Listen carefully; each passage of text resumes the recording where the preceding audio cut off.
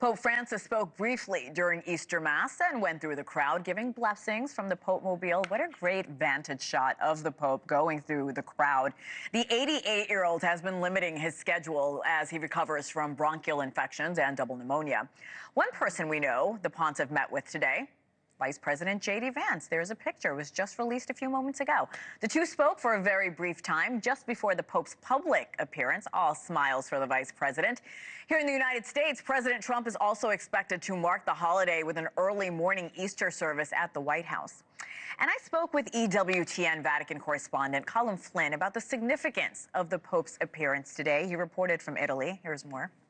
35,000 people, they estimate, gathered in St. Peter's Square just behind that wall here in Rome this morning for the beautiful Sunday Easter Mass. The altar adorned by flowers from the Netherlands, the Vatican choir there and the Swiss Guard brass band. It was really a beautiful occasion, but of course normally during Holy Week it would be Pope Francis who would preside over all of the main liturgical celebrations, but this Easter has been much different because of his health. So all of these pilgrims and tourists inside St. Peter's Square this morning were there primarily for the Mass and to mark and celebrate the resurrection of Jesus Christ, of course, first and foremost, but also to get a glimpse of the Holy Father.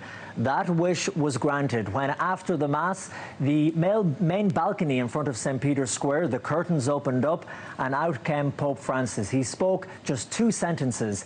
He said, "Good morning and happy Easter," before handing his pre-prepared speech, his what is called an Orbi et Orbi, which is Latin for his message to the people of Rome and to the people of the world. That was handed over to the Master of Ceremonies, who then read it out to the crowd. And in this very important message for Catholics and for people all over the world, Hena, the Pope said that Christ has risen. He's not in the tomb. He's alive. He's real. We have to look for him. He called for ceasefires around the world and for an end to violence, war and conflict. Of course, he mentioned his closeness to the suffering people of both Palestine and Israel. He mentioned the war in Ukraine. He mentioned the suffering people in South Sudan, in Syria, in Lebanon, and in many different parts of the world. That was the main thrust of his message this morning.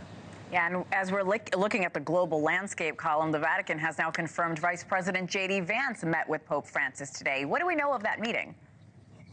Yeah, this was fascinating, Hena, because all weekend J.D. Vance has been here in Rome and he's been in and out of the Vatican for certain events. In fact, when I was there on Good Friday, as we were celebrating the sacrifice of Jesus dying on the cross and being crucified, I looked up and then up near the front of the Basilica was J.D. Vance's wife and his family.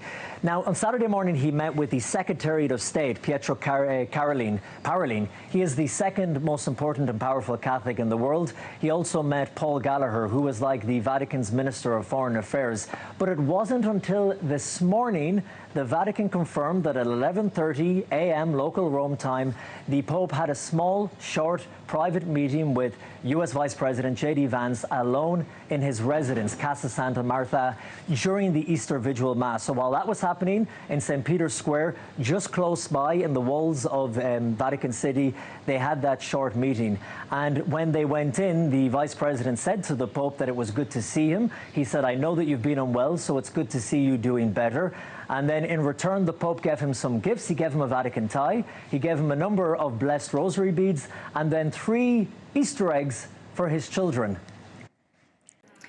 Thanks for watching. Go to joinnn.com to find NewsNation on your television provider. And don't forget to click the red subscribe button below to get more of NewsNation's fact-driven, unbiased coverage.